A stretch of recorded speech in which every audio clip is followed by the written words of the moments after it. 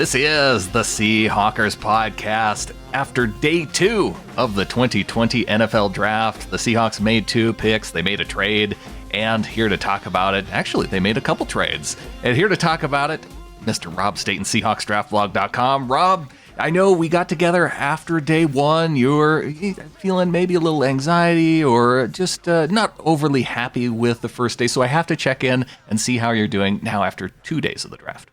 Well, I think this was a really good day for the Seahawks, but I still think that they've got major issues. But I think it's worth sort of looking independently on this day and parking the broader problems that the Seahawks have got for maybe a little bit, maybe at the end of this podcast or another day. Because I think the things that I like about this draft is this day and these 2 rounds is that, one, the Seahawks have made some really nice moves in the past when they've shown the conviction to trade up and go after players. Now, it doesn't mean that every player that they trade up for is going to be a raving success. I mean, Cody Barton's a good example of that last year. He had a somewhat difficult rookie season. However, when they've gone up and got DK Metcalf or Jaron Reed or Tyler Lockett and to see them go, look, we need to go and get this guy, and they've shown that conviction, those players have often delivered.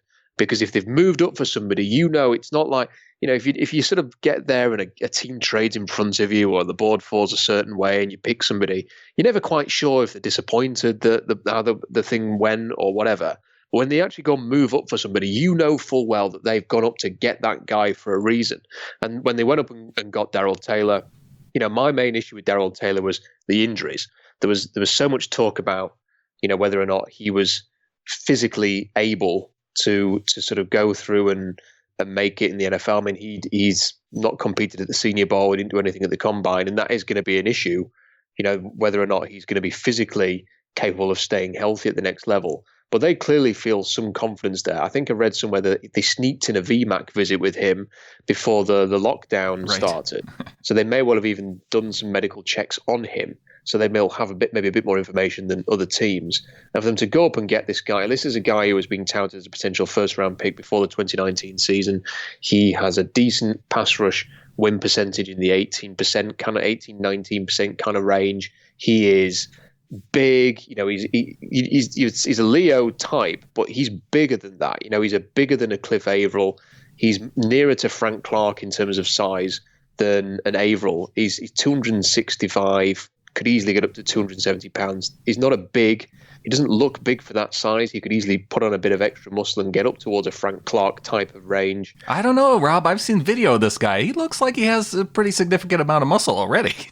Yeah, but it's quite a lean muscle. I reckon that if they wanted him to, and I don't necessarily think that they would want him to, I'm just sort of saying that if he wanted to, he probably could get up to Frank Clark size. So I think this is a really interesting pick, and they needed somebody. They needed some speed and some quickness off the edge. He bends and straightens better than anybody other than perhaps Josh Uche, who was also in the same kind of range. And I just like it. I like the fact they've gone up and done this. Now they've got that speed off the edge. They've got somebody that can come in. He's twitchy. He's not like LJ Collier, he was more of a Michael Bennett type. He's twitchy. So now they've got an option there. They still need somebody else off the edge, but they're going to have to go and sign a veteran, whether that's Clowney or Griffin or anybody else. Right. But they can park any idea of Ngakwe's and Judens now and people like that. They've got their guy off the edge, and now they've got to develop him and turn him into a real force. Well, I'm kind of glad that you've come around on Darrell Taylor, Rob, because there was a few weeks back where I distinctly remember coming to you, and I felt pretty good about it. And I said, Rob, what about this Darrell Taylor guy out of Tennessee? I feel like he fits it for the Seahawks, and you poo-pooed me, Rob. Well, I mean, the injuries were the main thing, but I think the other thing you've got to look, let's just be honest here with him. If you take his best 10 plays from 2019 and put it in a video, you could convince yourself that he was a top 15 talent. Well, and that goes for every single edge player, I feel like, in the first 3 rounds. Yeah, more so with him, though, because it's the extremes. Because what you generally have with players like, Jabari Zuniga, for example, they don't have really bad tape and 10 really good plays. They kind of have a general, fairly consistent level of performance. Whereas Taylor, like you watch him against Georgia, for example, it's not good. Mm-hmm. Against those 2 first-round offensive tackles, and you go and watch some games like that, and you barely even notice he's there. And The coach has gone on him a little bit last season and wanted more from him. And I think he is going to have to be pushed. I'm certainly not suggesting for a second that the Seahawks have pulled an absolute rabbit out of the hat here and have drafted someone who's going to be a contender for Defensive Rookie of the Year or is going to immediately be a 10-sack guy. He's not. He's going to take some developing. He's got to learn some pass rush moves. I mean, he does not have a repertoire. And he's kind of the guy, I think, sort of as a rookie, maybe even in year 2, you're going to be expecting him to come in and provide a bit of a spark on certain downs. He's not. I would be very surprised if he was a starter in year 1. But what he has got is the kind of athletic profile and the frame and the ability to bend and straighten that they really, really need, and the quickness. And I'm glad that just to see them go and target, if they did targeted Julian Okwara, if they did target Josh Uche or Jabari Zuniga and made the same kind of move, I'd be saying the same thing. I just wanted to see some investment in that position, in that pass rush position. And, they're not settled. They've actually gone and got somebody, and I think that's a positive. Yes, and as you mentioned, Darrell Taylor, just the 4th edge rusher, at least how it's classified by NFL.com. For the guys that they have, Clavon Chason was the first guy off the board, Yuto Gross-Matos, and Marlon Davidson with the 1 pick right ahead of them to the Atlanta Falcons. So, and he was kind of an interesting pick too, because he's a bigger dude. Yeah, Marlon Davis, I prefer Taylor to those players, to be honest. I mean, I think Yuto Gross-Matos has got some talent, and I think he's a nice fit in Carolina. I think for the Panthers, it's a really nice fit. But for the Seahawks, I just didn't feel it. I just didn't really think, they've got Brian Burns on one side, and they can develop Gross-Matos to be quite a dynamic 5-technique type. There's that bigger power end, and then you've got obviously Burns on the other side. That works. The Seahawks needed quickness. They needed someone with some speed off the edge. Lance Zierlein's compared him to Junior Gillette. That's not a bad comparison. That's kind of what he's going to bring to the table. But I bet he's going to take some developing. But I just like it. They needed to do something on the pass rush this offseason. And I like the fact they've gone after him. As I mentioned before, he went into the season with a lot of first-round talk. The Seahawks do scout like a year in advance. They have ideas on players going into this season. I don't think their grades change that much if the player just continues to perform at the level that they are expecting. And it wouldn't surprise me, Brandon, if actually, if they traded down to 30, it's been suggested tonight that if they'd have traded down with the Packers to 30, that the Ravens actually would have taken Jordan Brooks at 28 rather than Patrick Queen. Right. Now, whether that's accurate or not, I mean, that could well have come from a very favorable source by the name of Mr. John Snyder to the Seattle media who are reporting. I think it's the Seattle Times who are reporting this, and who knows? And it's a great way to sort of, it was the same with Bruce Irvin. The Bruce Irvin pick created a lot of discussion. And we heard how the Jets, they wanted Bruce Irvin, and he called John Schneider after the draft and said, "Oh yeah, we would have taken him if you hadn't." Exactly. So it wouldn't surprise me at all if John's just sent a nice little text there to Bob Condotta saying, just so you know, the Ravens were going to take him at 28. And it just sort of reassures a few people because look, these GMs and coaches and scouts, when people are criticizing it and challenging their decisions, they're only human. They want to defend themselves as much as anybody else would, or they want to justify their decisions in the way. They don't just sit there and smugly go, well, we know better than you. No, if they're getting criticism or people are questioning the pick, then they're going to fight back a little bit as well. So It wouldn't surprise me at all if that's coming from Seattle. But if they'd have traded down to 30, it actually probably wouldn't have been that surprising if maybe they took Darrell Taylor there. If they'd have got a high second-round grade on Darrell Taylor, they may well have taken him at 30.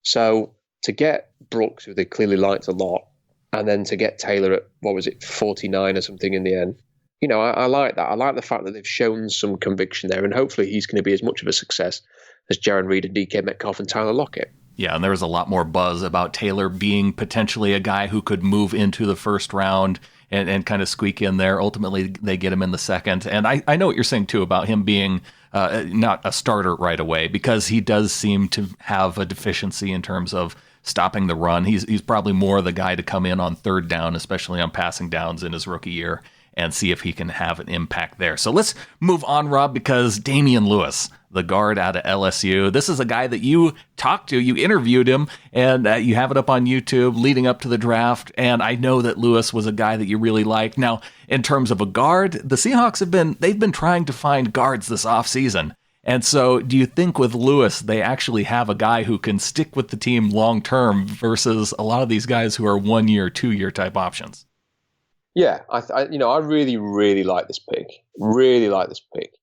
And to sort of fill people in a little bit here, I contacted an awful lot of players about potential interviews.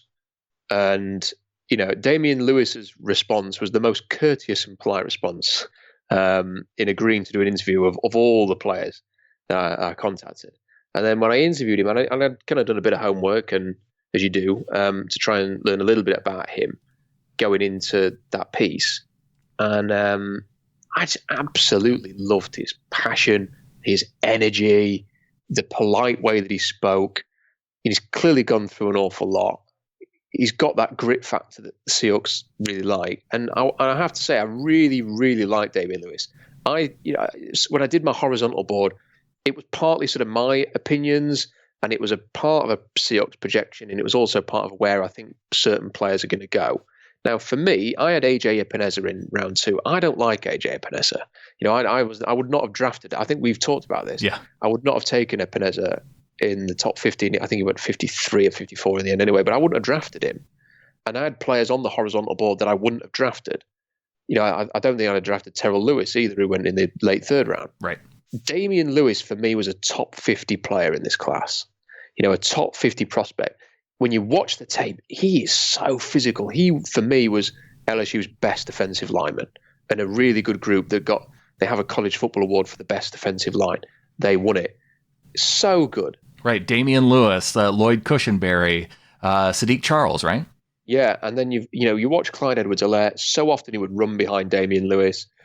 And then he got to the Senior Bowl. And I remember watching the game in particular, and watching Lloyd Cushenberry, actually. I was focusing on him in this one play, and they scored a touchdown. And I thought, Cushenberry did a good job there, because it was kind of, I can't remember exactly what the play was now, but it involved being on the move a little bit and getting to the second level. And then as I was watching the replay, I thought, who's that? Because there was this one other lineman who was next to him who was like 5 yards further upfield and was sprinting downfield and absolutely leveled somebody at the second level. And I noticed the same helmet. I thought, is that Cushenberry? I thought, that's not Cushenberry. It was Damian Lewis. And I just thought, wow, what a play. Went back and watched the 1v1s. He was brilliant.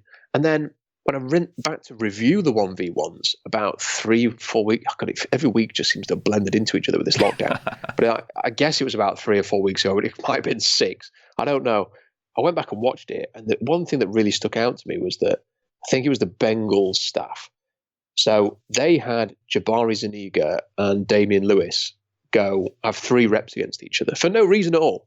Everyone else was doing 1 rep, and then that was it. They moved on, and the next guy to go. They made Jabari Zuniga and Damien Lewis have 3 reps, and it was a 1-1 draw for me. And the 3rd rep was a tie, so it was kind of 1-1. But I just thought that was great, and I got the impression that the coaches were thinking, we like these 2 guys. We want to see these 2 guys square up, not for 1 rep, for 3.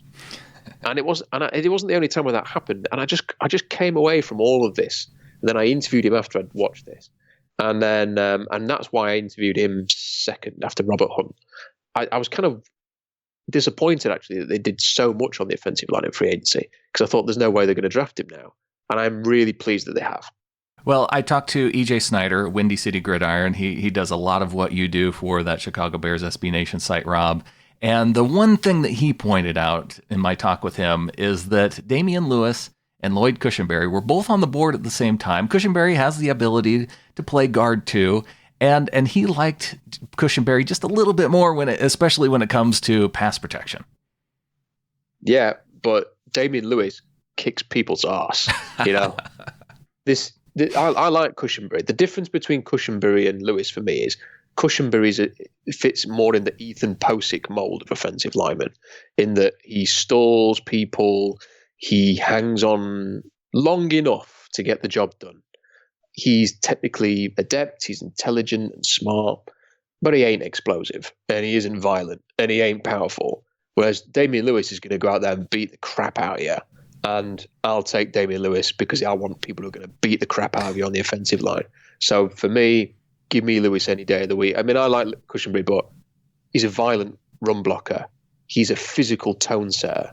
He's a beast of a man. And I just love everything about Damien Lewis. And, we may just touch on this, like I said earlier, about where the Seahawks what the Seahawks still need to do and the moves they need to make beyond this draft as well. But I could not be happier with the pick of Damien Lewis. And if there are people out there who are saying, I don't like this, I don't understand what the Seahawks are doing here. They've signed all these offensive linemen and they've gone and got this guy. They've gone and got this guy because he's a damn good player. Yeah. And if you can get a top 50 player at 69 or whatever it was they drafted him, go and do it. I think he could be starting straight away. He's that good. And he'll be competing to start straight away at right guard. And if you're DJ Fluker and you're Chance Warmack, you better watch out because this guy's going to be on your tail. Well, and one of the things I think we should point out, too, is the fact that a guard, I know you projected guys like Tristan Wirfs and Jedrick Wills as guard and Robert Hunt as well, but all those guys played tackle in college. But so for the guards who had played in college, the Seahawks took the top guard available to them. Yeah, the top guard. Right. The top guard. They had their pick. Everybody else was on the board, and they picked Damien Lewis. Yeah, I genuinely believe. I don't think that they. I've not heard from Pete and John, and I don't know if they've done anything yet. But I would not be surprised if when they do speak, they just say he was too good to pass up. I don't think they went into that with any real intention of drafting Damien Lewis. I think they were probably shocked that he was still there, and thought the value's too good and we're going to take him. And I think I think they admitted that was kind of the case with Jordan Brooks, that they didn't go into it thinking we need a linebacker. It's just that they were there and they thought, rightly or wrongly, they thought we've done a decent enough job in free agency. You can take the best player available on their board, and they did, and they just loved Jordan Brooks. It seems they were completely smitten by his combine interview, and they've taken him. And I think that'll probably end up being the case with Damien Lewis. They've signed so many offensive linemen. There's no way that they thought we desperately need another 19th another guard, line, especially a guard as well. They're really light on tackles, but they go and get another guard. I just think they said he's too good. We cannot pass on this player. And I totally get it. I was mocking him in round 2, consistently mocking him in round 2. I really, really liked him. And I think it's a great pick. And I don't think Seahawks fans should quibble about it. I think they should just enjoy the fact they've made a great pick there. Part of it, too, I look at the fact that Josh Jones was still on the board from Houston and ends up going in the division to the Arizona Cardinals. Do you think that comes back to bite Seattle in some way? No, I mean, there was 2 players that PFF really loved, and that was Josh Jones and Jordan Elliott, the defensive tackle at Missouri. And when I watched Josh Jones, I just there was just something about him. He's got the size and he's got the attitude, but there was just something missing, and he wasn't explosive. Now, whether or not it's just that's seen him get to round 3, or whether it's character, or whether it's a injury or whatever, I didn't think he was as good as PFF were suggesting, and I think the media, he became a mirage. He's like, all of a sudden it was always he's amazing, he's this, he's that. You watch him at the Senior Bowl, people were focusing on the great plays that he had and not focusing on the plays where he got his arse kicked, of which there were as many as he had wins. So I'm not disappointed by that at all. And I'm not envious of the fact that they got him. Well, and I'm hearing what you're saying too, Rob, about the position of linebacker and the position of guard maybe not being the top needs going into this draft. But before you get on out here, Rob, and I know it's super late there, so a quick question. If you pick linebacker, guard, and an edge rusher, are there 3 other guys that you would go with in that combination that would have been on the board versus the 3 that they ended up with? Not the 2 picks today. I mean, I think yesterday I need to go and see Jordan Brooks. I've not had a chance to sit down and properly study him, so okay. I may well watch him and then say, actually, I get it now. I've read things about him, and when I read, and you sent me a statistic about his run defense, and I read something else about the way he defends the perimeter, and I have thought this today, as I've just sort of had a bit of time to consider this pick a bit more. I think what it ends up being is that they were just, and I've talked about it a lot, and they've talked about it a lot, and everybody knows it.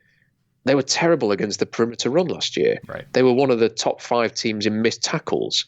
So if this pick helps them address those 2 areas, then great. I think my only problem with it is that in order to get him on the field this year, to have the benefit of them improved tackling and the better perimeter run defense is you have to continue to play base defense. And that brings up its own problems because then you have to defend the tight ends in LA and in San Francisco who hammer you every time they play you, and you leave yourself open because the defensive line's not good enough. So, the reason that San Francisco's linebackers play so well is because the D-line. And Seattle doesn't have a D-line. I mean, I like the Taylor pick, and I like the fact they've gone for it, but the D-line's still not good enough. And they've got a lot of work to do there. I'm looking at the board now. I've got all the names listed who I think could be appealing still. And it's quite a long list, but it's starting to shrink. There was quite a few players in that third round who left the board. They haven't got a defensive tackle yet. Now, I'm guessing they're going to sign a veteran probably quite quickly after the draft finishes, within a week or two. Yeah. Whether it's a Snacks Harrison or a Meebane or somebody like that. Mike Daniels. Mike Daniels. I just wonder if the character fit with him. But they're going to sign somebody, presumably, unless they get Lecky Fotu at the end of this round, or Benito Jones or Rashard Lawrence. They need a defensive tackle. They need somebody who can properly either create some pressure or tie up that end to allow Jaron Reed to create the pressure, but they also need to protect the linebackers better. Poona Ford's not going to do that, and they also need somebody who can rush off the edge. Now, thankfully, Jadeveon Clowney and Everson Griffin have not signed for anybody else yet. They've got to get one of those done. They've got to get one of those two done. The whole defense just is better for their presence, to have somebody who can really threaten and disrupt. And preferably it's Clowney. But if it's Griffin, then fine. And I still think, I cannot believe they're going to come out of this draft without a receiver. Now, they're going to really test the depth now at the end of round 4 of this great receiver class, because there's not that many names left that really jump out at you. No one's fallen into surprising range here. I almost feel like they've got this far on best player available. They might as well continue. Do you want me to run through some of the more interesting names, Brandon, just to finish off? Yeah, let's close it off with the who you would like to see them take. Now, I just have to get it out there real quick that I am so pissed at the Las Vegas Raiders because they took my 2 receivers with back-to-back picks, taking Brian Edwards and Lynn Bowden. Oh no, and I quite liked that for them, Yeah, sure, because Edwards is a very natural West Coast offense receiver. And Bowden is a nice complement between, you've got Ruggs with the speed, Bowden the versatility, and then, you've kind of got Edwards as your number 3. So the players that are left, I mean, Curtis Weaver and Bradley and I are still there. I think they're there because their profiles, Curtis Weaver is sporting a fantastic dad bod, and Bradley and I is a 4.9 runner. So that's probably why they're still there. Khalid Kareem might be interesting at some point with his pass rush win percentage. Lecky Fotu, if you want to take a chance on somebody who could come in and really be a beast in that interior, I'd like to see them go in that direction. But especially in round 4, if he was still available. Rashard Lawrence is another one at LSU who could be interesting there. Benito Jones and Taya Tart are 2 other defensive tackles who could be of interest. Travis Gibson at some point is going to be a worthwhile project. He's kind of like the Obum Gwacham of this draft. Bryce Hall is still there. He's a very interesting player. Yeah. Why has he fallen this far? Is it all injury issues? He had a really, really bad leg injury during the college season. And although there was a report that he'd been cleared, there's clearly some concern there from teams for him still to be here. But if he stuck around to the end of round 4, I'd be all over that. Just, it's a flyer. It's a flyer on a player who I think he's probably a round 2, round 3 before the injury. And if he ends up being a round 4, round 5 because of the injury, then it's worth taking a shot on him. There's an awful lot of defensive backs actually still there. Kenny Robinson's a good safety. J.R. Reed's solid. L'Jarius Sneed could be a nickel. You've got Chris Miller, who's a big hitter. Antoine Brooks, bit of an alpha male at safety, not the most athletic. Amik Robertson's still there. I'd love to see Amik Robertson in Seattle just for his passion and his tenacity and the fact he absolutely hammers people at 5'8". There are still some centers there. Tyler Biedas was meant to fall into this kind of range because of injury issues, but Keith Ishmael's still there. Nick Harris is still there. Tony Pauline linked the Seahawks to Nick Harris. Obviously, the fact they didn't have pick 101 maybe curtailed that, but he's somebody they could maybe look to add at some point if they are going to move on from Justin Britt. You've got some tight ends still that are interesting. Hunter Bryant's still there. I think in round 4 he'd be an absolute steal if he lasts to the end of round 4. But you've got Albert O from Missouri, people wonder whether or not he's completely committed to football. I think he's also got a medical career that he could go down. Charlie Tumapo still there, who ran a really good 3-cone. Charlie Werner obviously had the great testing. Thaddeus Moss at running back. I tell you what, that was interesting, wasn't it, Brandon? For all the people who love to go on about running backs don't matter, how many went in the first 3 rounds? And to really good teams too. And to the the one team who took a running back in the first round is the team that everybody loves to wax lyrical about how creative and imaginative they are, and they go and take a running back in the first round. And that was Kansas City. Yeah. And then you've just seen one after another after another. You've seen some real reaches at the running back position, actually, because teams have scrambled to get their guy. But they've flown off the board. Far more have gone off the board than I think anybody expected there. So I just found that interesting. I really like Anthony McFarland. He's still on the board. He's not the Seahawks type of running back, but I just love the playmaking ability there. There's a few others: James Robinson, Patrick Taylor, DJ Dallas, Rico Dowdle could be options. Sadiq Charles is an interesting one because he's very athletic left tackle at LSU, ran a 5.05, has had some drug problems. But, again, if he lasts to the end of round 4, they like developmental offensive linemen, don't they? Sure. And he could come in and be somebody that they might train to be an heir apparent to Dwayne Brown and actually has the athletic talent to maybe achieve that. Alex Taylor, Ben Barch, the Prince is still on the board. That's got to be an injury-related thing. Prince Tega-Winogo still there. And there's a lot of good guards. Are you going to take another one? I mean, John Simpson's very explosive. Hakeem Adenji's very explosive. Logan Stenberg and Shane Lemieux are real nasty blockers with a great edge. And then you've got Kevin Dotson and Ben Bredesen, who's got the short arms. Ben Bredesen, so probably not an option there, but still very tough. So a lot of good players. One running back you didn't mention, and I don't know if he's just because he's just under the height requirement that they tend to look for running back, but Benjamin out of Arizona State's still out there. I really like Benjamin, but he's not. If I'd happily see them take him. I really like Benjamin. It just doesn't really fit what they've gone for in terms of explosive traits and size. Yeah. And there's Warren as well at Cincinnati, who could be a real late round flyer. But they've got 2 4th-round picks and then a very early 5th-round pick. So could they move up? Possibly, but they don't have a whole host of day 3 picks. So if they move up and lose some of those guys, but then I think you're starting to get to the very end of the draft now. If that makes did you see what I mean by that? The options are running thin. If you have picks in rounds 5, 6, and 7, I don't think you're going to be that crazy about the options there. And you've not been able to run through the small schools and the lesser projects for the pro days and the testing numbers and the potential and stuff like that this year. So it might actually be worth, say, picking twice in round 4 and once in round 6 and calling it a day rather than having 4, 5 at the end of the 4th round. Sure. Yeah, I could see it happen. I was asked going on the radio leading up to this draft if the Seahawks were going to come in over or under 10 draft picks, and I said under this year. It'll happen, and now it's looking like I might be right with that. Yeah, and I'd quite like to see them if they want to go and move up and get a Fotu, for example, and just say, right, we've got the defensive tackle, that's that sorted. If they want to go and do that, that's fine by me. Yeah. If they want to go up and get Hunter Bryant, fine by me. I'd love to see. I know they've got a load of tight ends. I'd love to see Hunter Bryant as a nice complement to the other ones that they've already got. If they want to move up and get an Amik Robertson or a Nick Harris or even a Joe Reed, go and get Joe Reed and have a kick returner who I don't care. Have him as the designated kick returner on the roster. To take that pressure off Tyler Lockett and have him on there.